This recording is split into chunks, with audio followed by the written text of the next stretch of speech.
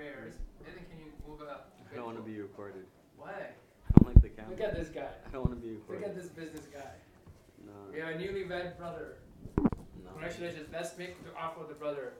May Allah bless his new wedding. As the Prophet ﷺ said, Barakallahu lak wa barakallahu alayk wa jama'a baynakuma fi khayr. Amen. Okay, so just gonna use that. The shy guy. Alright, so we're gonna do some Qur'an quickly, and then we will do our prayer workshop. Inshallah. Did you make it though? Did you actually do like old prayer before the end of last year? Because that's what you said last time. Oh, right? no, I didn't leave the prayer. No, I didn't get there. He's getting there. I struggled. Business dragged me down.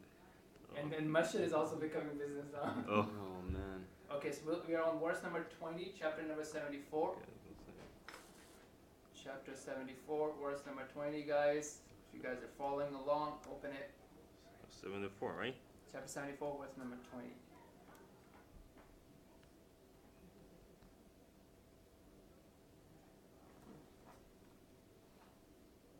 Yeah, very good. Nathan, you got Chapter it? 24? Chapter 74. 74. Yeah. If you do, what was the worst? Last time we did was...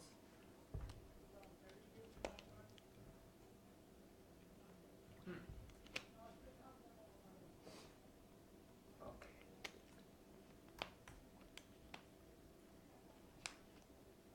Seems a bit off.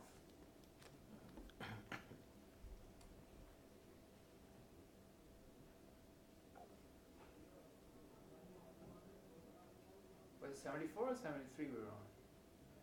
I think. Oh, sorry. Yes, yeah, so 73, verse number 9, verse number 20, 73, not 74, guys. I got it. 73, 19. A long verse. Oh my god. That's a paragraph.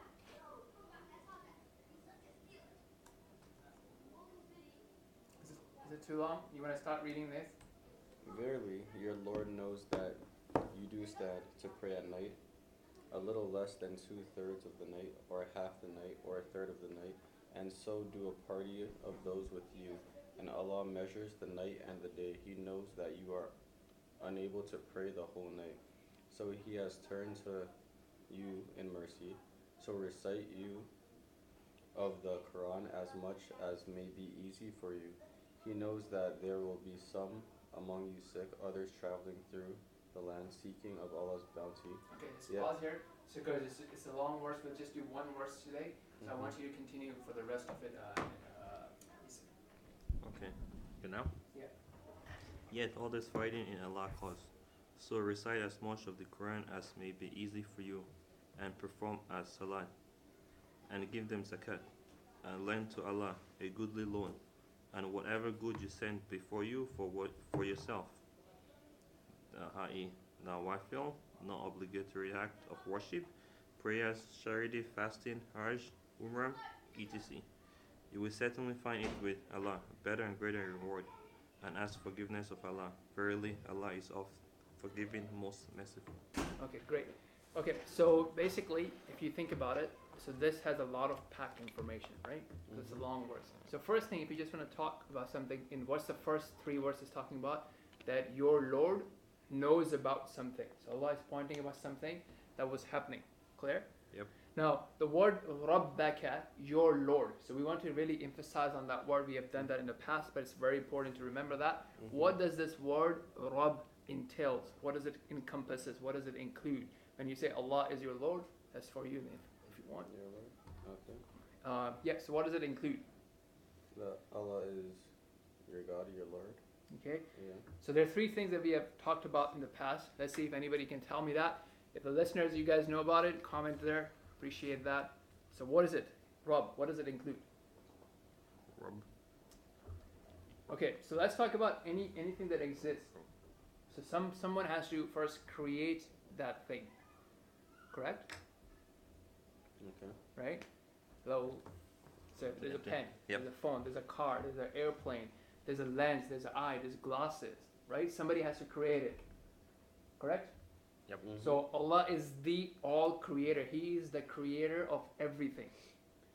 Okay. Now you might say, okay, well, it's not a direct cause because I can see that a human being created it, a human being designed it. But Allah subhanahu wa ta'ala is the one who facilitated it, right? Allah subhanahu wa ta'ala is the one who facilitated the ideas, the raw materials, that thing itself have been developed or inspired by something else that Allah has directly created. So Allah is the creator. Nothing can exist. If Allah does not want a thing to exist, it will not exist, right? It will not either be facilitated or, let's say, even if it exists, right? A smartphone exists, for example. How many people are able to take benefit from that, right? So there's only a small percentage of population that have access to smartphones, right? Mhm. So Allah is the one who facilitates everything, existence as well as the use of that. Now, also the second thing is that Allah is the owner. Allah is the owner. So worldly sense, we exchange currencies, we tap, our credit cards, we swipe credit cards or bank cards, and we exchange products.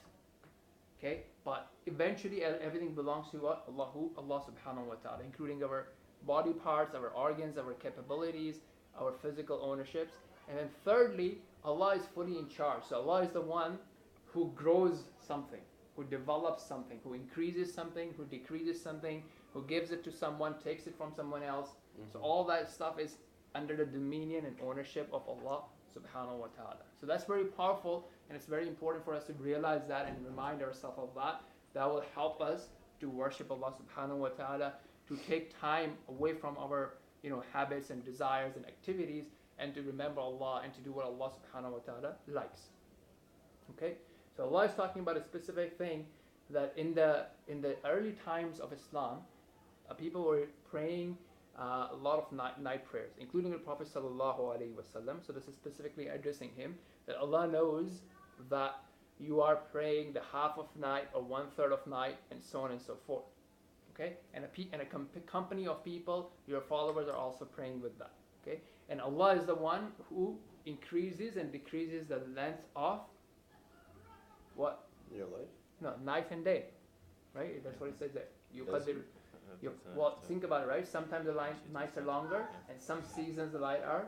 That's science, though. Okay, good, great point, right? Mhm. That's a very important thing. So the telling says that's science. Mhm. Okay, so there's two things. Science is our understanding of the phenomena of what's happening in the world, Yeah. right? So if I go and I say, you know what, I have reverse engineered that great BMW right there, and I know exactly how it works. That doesn't mean that I made it. That is true. Okay. Right? So science is the understanding of how world works, understanding the principles, right? But so sometimes we say, oh, that's science. Yeah, I can understand it by science, but that does not mean that science caused it. Science is a study of things that has already been caused. Okay? So Allah is the one who created it in this manner that sometimes you have longer nights, sometimes you have shorter nights. So that's a variety of seasons that Allah has created for you. Okay?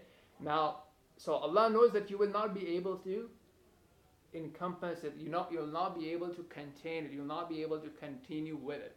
So Allah does not expect you to maintain this thing that you will be praying 1/3 of night or half of night and so on and so forth. Okay?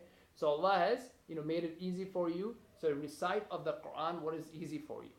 So you stay up at night and do whatever you can. And now from you, Allah is mentioning some other situation. Okay. Because so just like night and day goes through various situations and various circumstances, various changes, our life also goes through various changes. Sometimes we are healthy and sometimes we are sick. And sometimes we are traveling, right? All the time. All the time we are traveling. In Nathaniel's case, okay? And but it's interesting thing. Look, what does Allah say? I want you guys to take a look at it. What does Allah say? Why are we traveling? When the verse? Yeah, in the verse. That's a very important mindset, guys. Why are we traveling? That's different reasons. No, but look at what the verse is saying. I lost the verse. Open it, man. Oh my God. Don't be lazy. 73, verse number 20. Chapter 73, verse 20. Traveling through the land. Yeah. Why do we travel? Seeking of Allah's bounty. Yes. Seeking for what? You'll tell us. So And Nathaniel will tell us, why do people travel according to this verse? 20. Seeking Allah's Yeah, bounty, right? Yeah, I just wanted And to stuff. see that. Oh, Where does it say that? Alright, so others traveling through the land seeking of Allah's bounty. Okay. Right? So that's important, right? So when we go out and we're trading or we're attending conferences or we're meeting business partners or clients or we go to a hospital, whatever we do, right? So somebody could have that mindset that, hey, I'm going here to show myself off and to show off my skills and different things like that, right? Or you can have the mindset of that I'm going and I'm putting in my effort, but the results will be from Allah. So that's why it says like they're seeking the bounty, the blessings of Allah subhanahu wa ta'ala. Alright? So Okay. and other times you may be in, some sort of military operation for defense and what have you, and then continuing on, so Allah subhanahu wa ta'ala says that to recite from the Qur'an what is easy for you. What is? What is easy for you? What's So, easy? sometimes you may do like half an hour, sometimes you may do 10 minutes, sometimes you may do 5 minutes, right? Mhm. So it's specifically talking about the night prayer. So Allah has made it easy for us.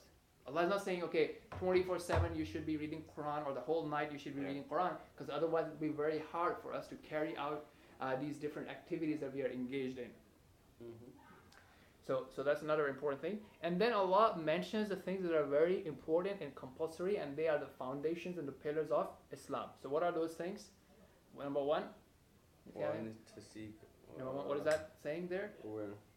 So it says, recite the Quran, what is easy for you, and then it mentions some important things, very important things. Like salat. Yeah, so number one is salah, right? So if you say, okay, I can't establish 5 daily prayers, then it's something really basic and foundational, and you probably have an issue, right? Yeah. If you're new, that's fine, but if it's been like a year, 6 months in Islam, and you're still struggling with it, maybe you need to say, you know what, I gotta take this more seriously now, right? Because the light of faith can just go away if you don't take care of it, if you don't protect it. So that's the number one thing. And then the next thing is what? Zakat. Zakat. The obligatory charity. So it's not that you're just hoarding on to all the wealth that you have, but at the very least, you're spending the minimum. What is that minimum? Is it 10%? No. 2.5% of your 2.5%? excess wealth. I don't know that does. Like 10% is a lot. No, so we gotta talk about it someday. 2.5% of your Excess wealth. excess wealth. So if you have a house, it doesn't count. If you have a car, it doesn't count, right? Extra things, right? Your RSPs, your saving accounts, Oh. your stocks, your business inventories, stuff like that. That is excess for your, beyond your needs, and that is for your that has been with you for a year. Mhm. Okay. Zubair, how do you give this though? So you can give this to, so if you know, okay, so basically you give this to someone. There are different categories of it, but one of the categories of it is someone who does not have enough to meet their basic needs. Oh, I see. So if you have a family member, and now this is for Muslims in general. So if you have a family member or someone in your neighborhood, right, and then you know that, look, it costs them, a family, to live like $2,000, $3,000 a month. Yeah. They can only make $1,500 or $2,000 a month. It's not that lazy or something, but just the circumstances, Rapid. right? Or even back home, like somewhere else, in Jamaica or wherever, right? It could be outside of Canada too, but preferably you want to do it in Canada. So you can then say, okay, you know what, I'm going to give you $500 every month. Yeah. So that's one way of doing it. Or there are some other organizations that collect. So if you trust an organization that they do their proper due diligence and they'll take care of it, Yeah. then you can give it to them as well. Oh, okay. And then it mentions a very important thing, right? It says what? After zakat, what does it say, Nathaniel? It's a long verse. No, just so here, Mhm. zakat and lend. What happened? I have no idea. Okay, so you tell me. So lend to Allah a goodly loan. And lend to Allah. Isn't that beautiful? Yeah. Like, it's so merciful from Allah. First of all, so let's say you have $10,000 or $20,000 or $100,000. Where are they from? Who are they from? From Allah. From Allah, right? Yes, you put in effort, but originally, if Allah did not make the circumstances for you, if He were not to bless you, you wouldn't have that. True. So, if Allah has given you that, and Allah is saying, look, now you give me some of that by helping my creation, right? And Allah is calling it a what? A loan. So Allah does not just take it for free. Allah will actually recompense you for that. Yeah. Allah will actually recompense you for that. Mm-hmm. And as Allah says later, now can you tell me please, Nathaniel? Where? Yeah. What I does it already say? read the verse though. No, it's two few things remaining. Okay, where? Okay, after the loan and whatever.